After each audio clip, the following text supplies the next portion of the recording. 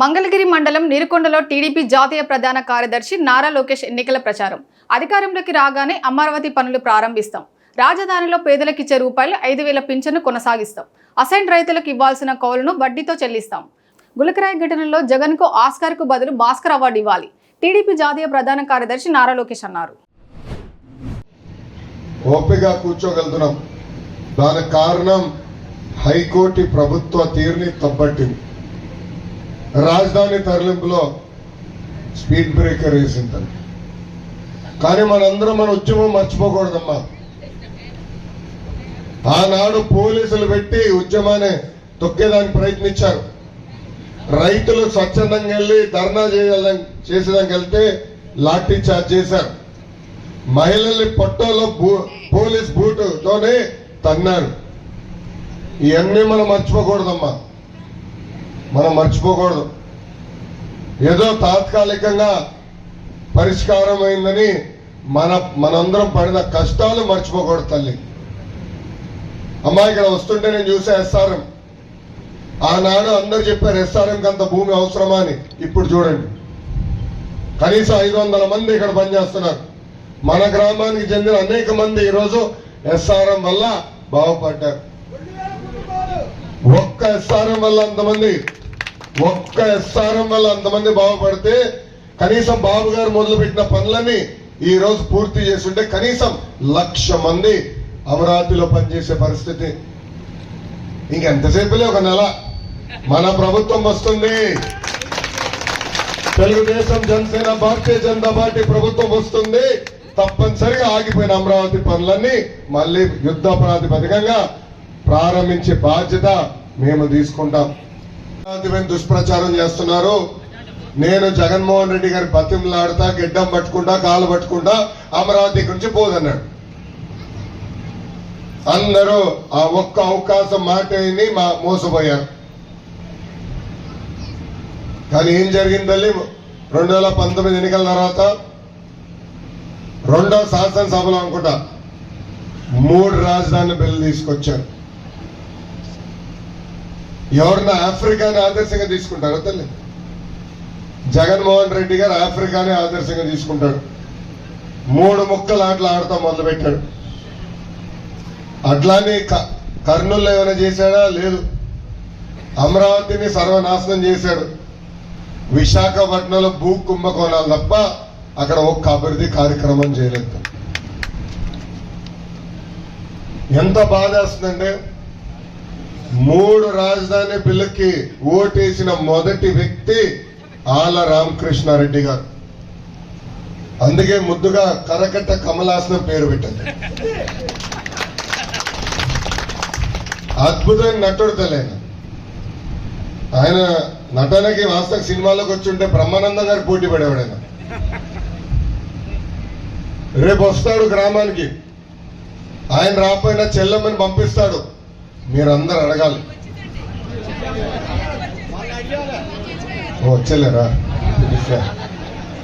అడిగారా మీరందరూ? రాలా?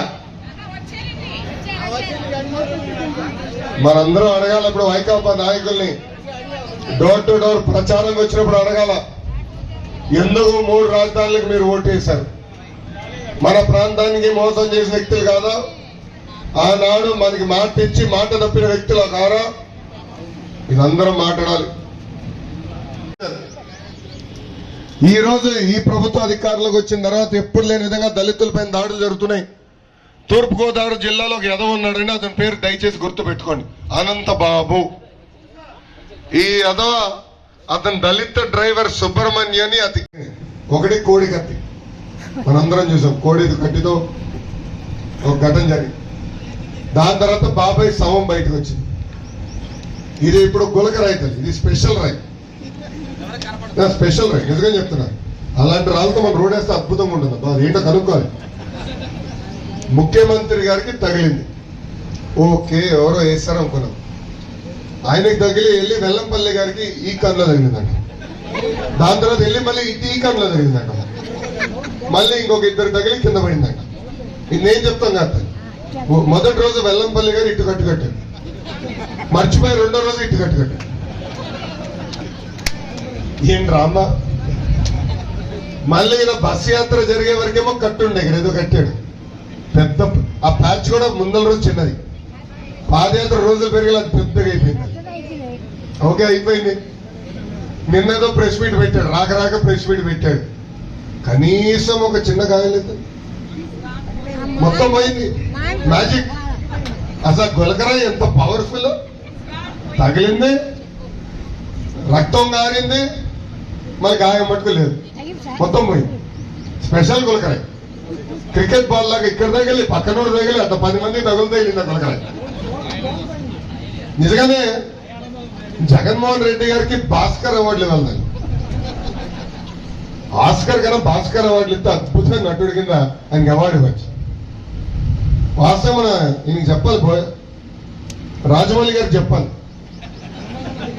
మంచి ఐడియా రాజమౌళి గారికి ఫోన్ చేస్తాను ఈరోజు గురుగారు వీళ్ళందరితో మీరు జగన్మోహన్ రెడ్డి గారిని పెట్టండి గ్యారెంటీగా ఆస్కర్ వచ్చేస్తుందని చెప్తారు అంత అద్భుతంగా నటిస్తున్నారు దాన్ని అమ్మ ఒక సామెత ఉంది అబద్ధం ప్రపంచం చుట్టూ తిరిగి వచ్చే లోపల నిజం గడప దాటదని ఈరోజు మళ్ళీ వాళ్ళు దుష్ప్రచారం చేసానికి వస్తున్నారు దయచేసి ఆ దుష్ప్రచారం నమ్మద్దని ఈ సభాముఖంగా కోరుతున్నాను పెట్టుకుని ఆలోచించాను నేను చేసిన సంక్షేమ కార్యక్రమాల్లో సొంత నిధులతో 10% అన్న వాళ్ళు ఏనాడని చేశారండి పట్టించుకున్నారా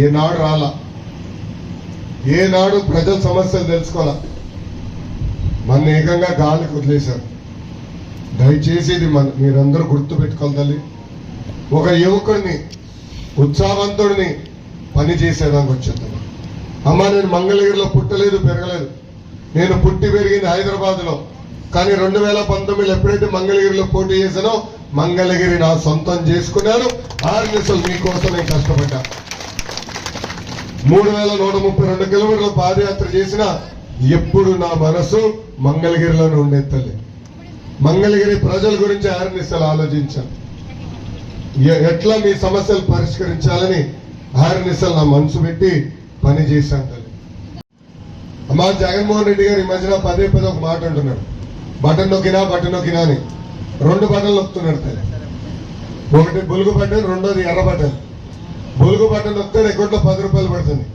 అదే క్షణం ఎర్ర బటన్ నొక్కుతాడు అకౌంట్ నుంచి 100 రూపాయలు విషయం పోతుంది కరెంట్ ఛార్జీలు 9 సార్లు పెంచారు ఆర్టీసీ ఛార్జీలు 3 సార్లు పెంచారు పెట్రోల్ డీజిల్ గ్యాస్ పైన అదనపు పన్ను వేశారు ఇంటి పన్ను పెంచారు చెత్త పన్ను పెంచారు క్వార్టర్ బాటిల్ ధరలు కూడా పెంచారు అన్ని పెంచారు అందుకే ఇచ్చేది 10 రూపాయలు దొబ్బేది 100 రూపాయలు తల్లి ఇంకో నెలలో మన ప్రభుత్వం వస్తుంది 3000 రూపాయల పెన్షన్ ని 4000 రూపాయలు కూడా చేసే బాధ్యత మన ప్రభుత్వం తీసుకుంటుంది